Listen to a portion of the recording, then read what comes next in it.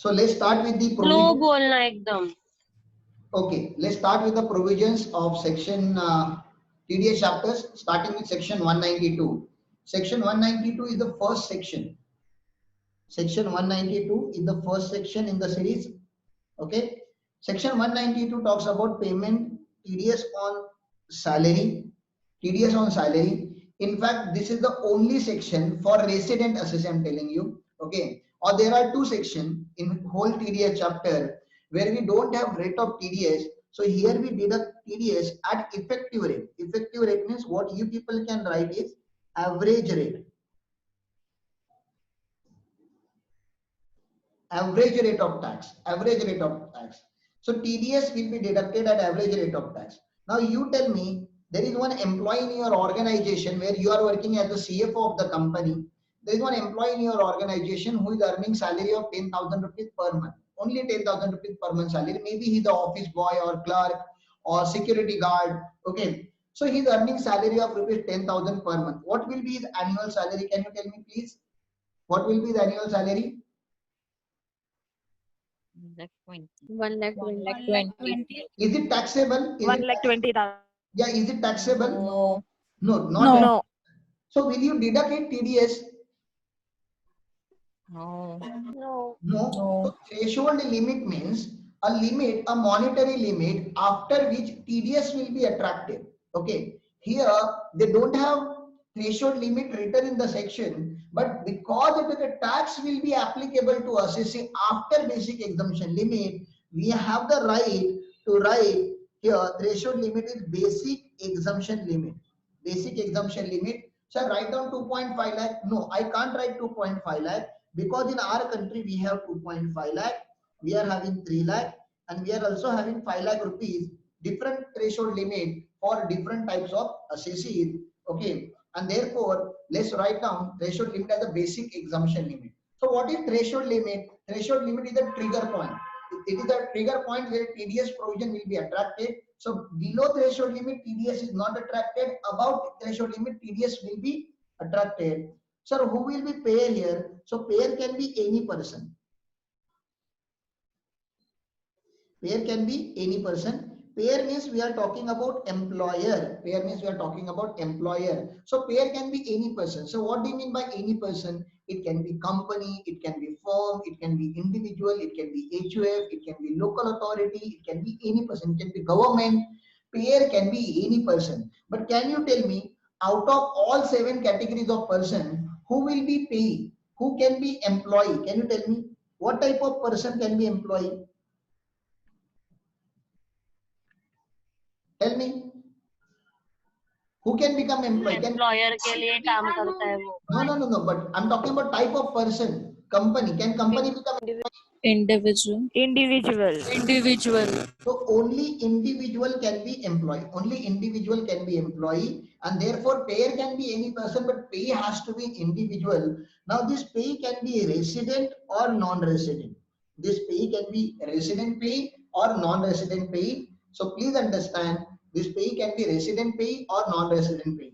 The next column that we have to write here is TOD. TOD means time of deduction. Now first understand, TDS is usually deducted on date of accrual or date of payment, whichever is earlier. Date of accrual or date of payment, whichever is earlier. That means if I submit my bill, to Raj Institute, so please understand, my amount is accrued in this month. If my amount is accrued in this month, they must deduct my TDS under section 194J in this month. They may pay me in this month or they may not make the payment in this month, but they must deduct TDS in this month. Same I'm telling you one example. 194A is the TDS on interest. If you open 5-year FD, 5-year cumulative fixed deposit, every year there will be interest accrued, but bank is not going to give you interest.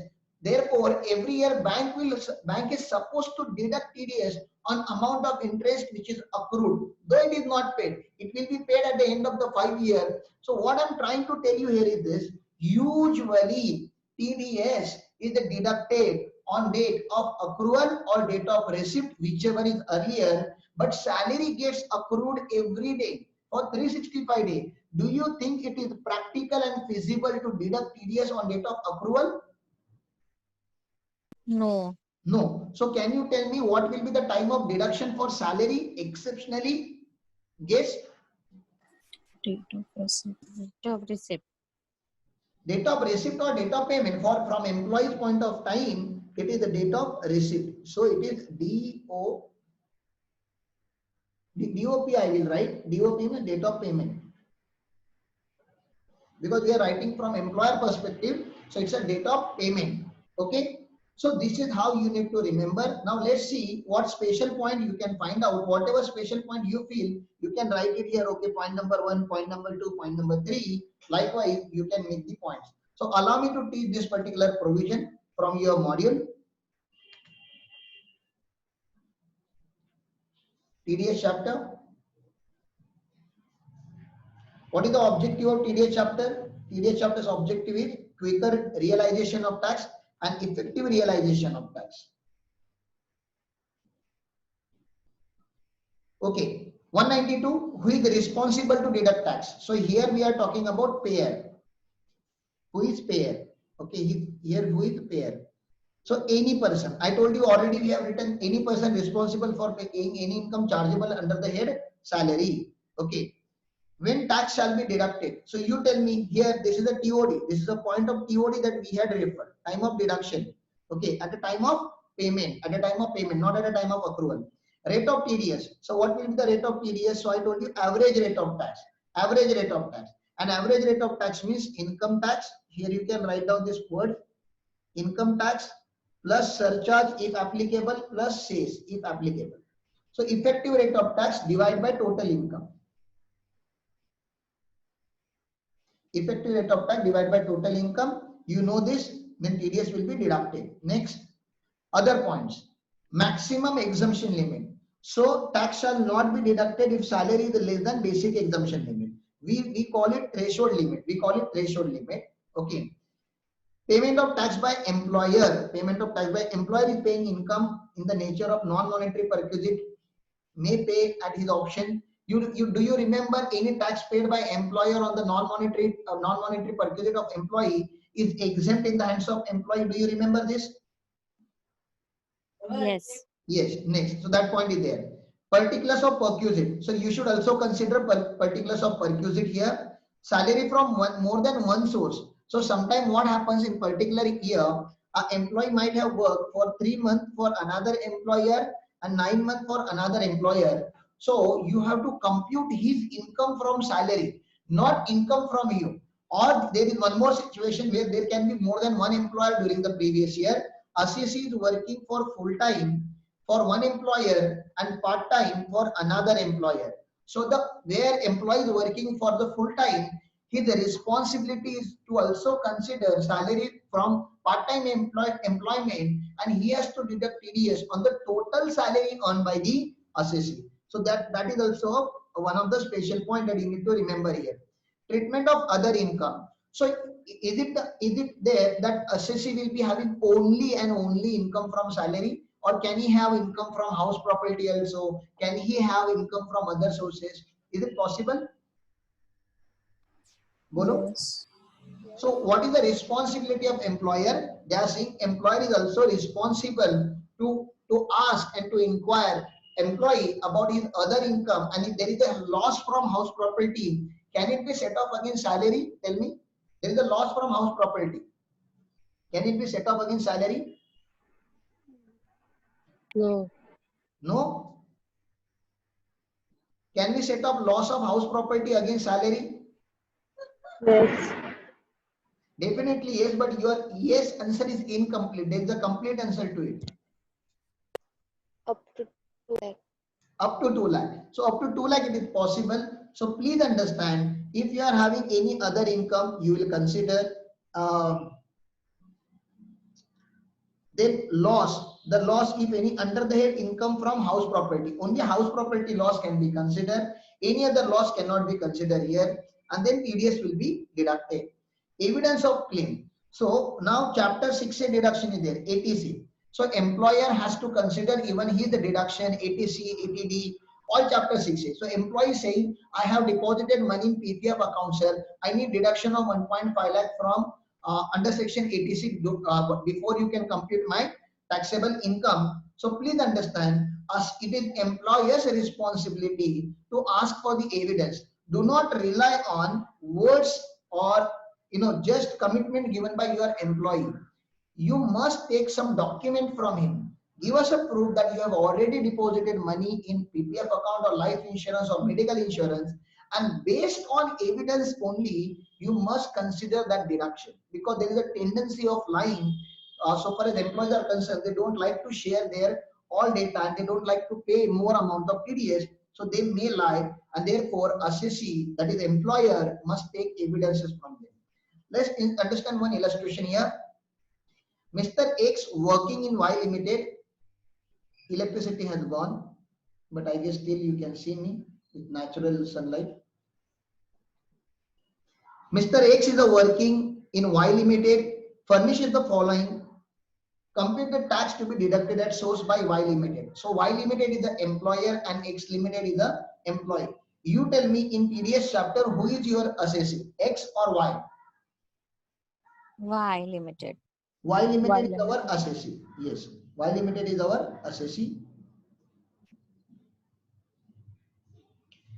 So taxable salary means they have provided all deduction and everything. It's a taxable salary means everything is provided, 5 lakh. Loss from house property, 5,000. Okay. Loss from business, we don't consider. Loss from business, we don't consider. Gross total income, gross interest income is 60,000, and on that TDS was deducted 5,000. Investment in PPF, which section? Can you tell me which section? Investment in PPF, which section? ATC. ATC, maximum 1 lakh. ATC maximum 1 lakh. So look at the computation of total income. Tax including other income, excluding other income, you have to do, and then we have to take whichever is higher. We have to pay, we have to deduct tax at whichever is higher possible rate. So tax on income including other income. So let's consider other income. Salary income 5 lakh. Loss from house property, yes, up to 2 lakh you can set up. It was just 5,000 rupees loss, so easily set up. Interest income 60,000. So total income becomes 5,55,000. From that you can deduct chapter 6A deduction, that is 10,000. Up to 1.5 lakh you can easily deduct. So the net amount is 5,45,000. Can you compute tax on 5,45,000 immediately, please? Compute, don't copy from here. Compute at your own. Up to 2.5 lakh, mean 2.5 lakh to 5 lakh. 5%, which is 12,500, and above 45,000 into 20%. 45,000 into 20% is 9,000. So 9,000 21,500. 21,500. Will he get rebate? Come on, tell me, will he get rebate? No. No, because his income is more than 5 lakh rupees. 5 lakh. So rebate is nil. So his net tax liability will be 21,500, plus we have to add education cess 4%. So tax payable will be 22,000. Tax payable will be 22,360.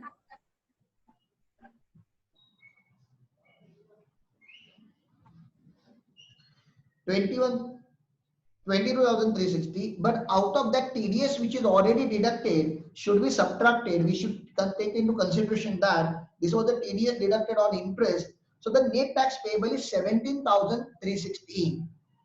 This 17,360 will be deducted from the salary of employee over the period of 12 months. Is it clear? Hello, is it clear? Yes. Yeah. So they have also calculated tax excluding other income. If you exclude other income, then he will get the rebate, and because the rebate is there is no tax liability. So employer must consider whichever is higher amount. So if this other income amount was higher, then he would have considered higher amount. And any one note you should write here, that business loss cannot be set off against. Business loss cannot be set off against salary income. Business loss cannot be set off against salary income, and it's not employer's responsibility to consider your business loss. Okay, so I'm done with one provision. Whatever special point you feel, you can write down to that particular table. The next section is 192, 192A. Okay. Now, what is there in 192A? You have to write down the table simultaneously. I'm teaching here. You have to update your table simultaneously in your summary notes here. Now, one section is done. Summary notes. Next section is 192A. Okay. Amount from RPF.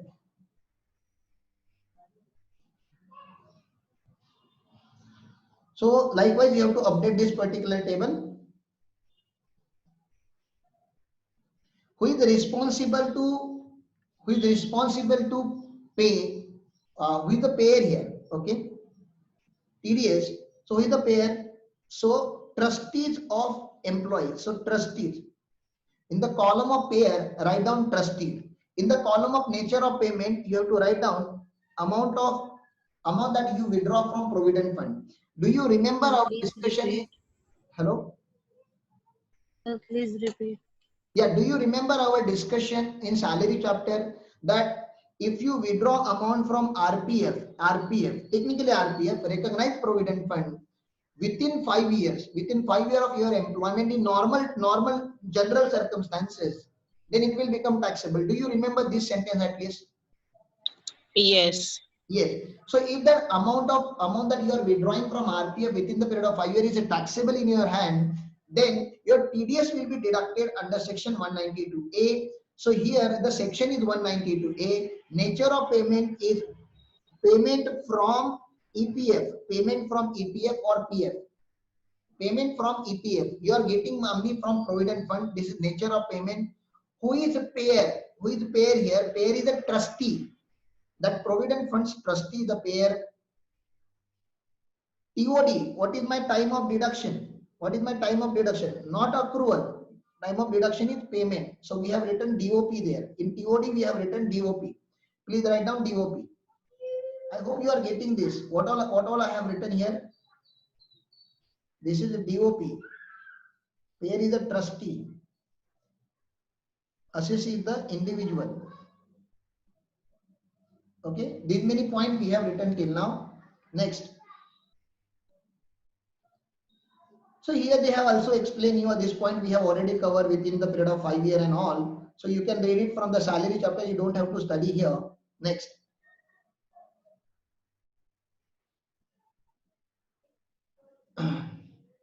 So what is the rate? Rate is 10%. But what is the special point? Special point, if the assessee doesn't give the PAN, then the TDS will be deducted at MMR. TDS will be deducted at MMR. This is the special remark point. And what is the threshold limit here, sir?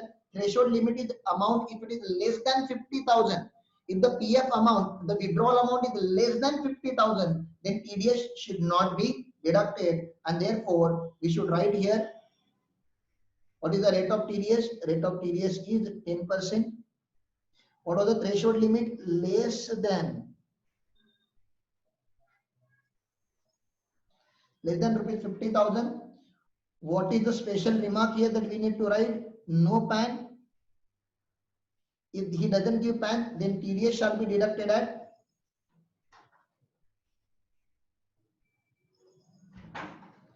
MMR. What is MMR currently? Can you tell me what is MMR currently? MMR is equal to what? 30% tax rate. 30% tax plus 37% surcharge plus 4% cess. What was the MMR? We have discussed this in our AOP chapter. Come on, tell me percentage of MMR. 30 plus 37% plus 4%. Come on, tell me. What is MMR? 42.74. Approximately. Okay, you done with 192A? Yes, sir. Likewise, you have to keep updating your table. Please understand. Next. 193 is the easy section. Okay, 193 is the easy section. You don't have to focus more on 193. Very easy section. This is TDS on interest on securities. TDS on interest on securities. Now, TDS on interest on securities means whenever you buy any securities, your TDS will be deducted here. So, in your section column, please write down 193. In your nature of payment column, write down interest on securities. Interest on securities. Have you written this? Yes. In a payer column, write down any person. In a payer column, any person. In a payee column, resident. In a payee column, resident. So this section is applicable only when you are making interest payment to resident. Payer is the any person, payee is the resident.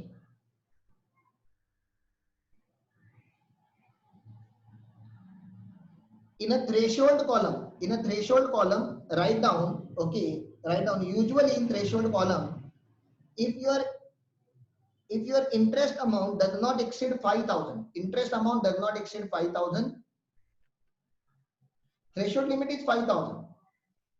Just write down 5,000.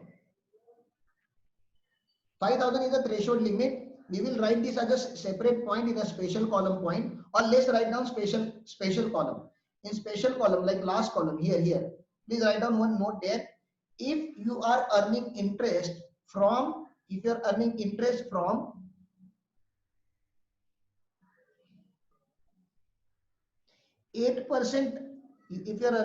from 8% saving taxable bonds 2003 or 7.7% taxable bonds. So 8% or 7.75% saving taxable bond. If you are earning interest from 8% or 7.7% taxable bond, then the threshold limit is equal to 10,000. So normally threshold limit is 5,000, but for special bond, 8% and 7.7% bond, the threshold limit is 10,000. If you are not written now, you can read it and write down later, or allow me to go ahead. Next one is, and these are the other securities which are exempt. On which you are not supposed to deduct TDS here. So you can read that. I'm not going into in depth of this particular section. Next, rate of TDS. What is the rate of TDS here? The rate of TDS here is 10%. The rate of TDS here is 10%. Rate of TDS is 10%. When shall TDS be deducted? So they are saying payment or credit, whichever is earlier. So how will you write here is date of credit or date of payment, two words, whichever is earlier. Date of credit or date of payment, whichever is earlier. This is how you should write here in this column. In time of deduction column, date of credit or date of payment, whichever is earlier. This is how you should write. This is normal, accrual or payment, whichever is earlier. Okay, fine. Next section.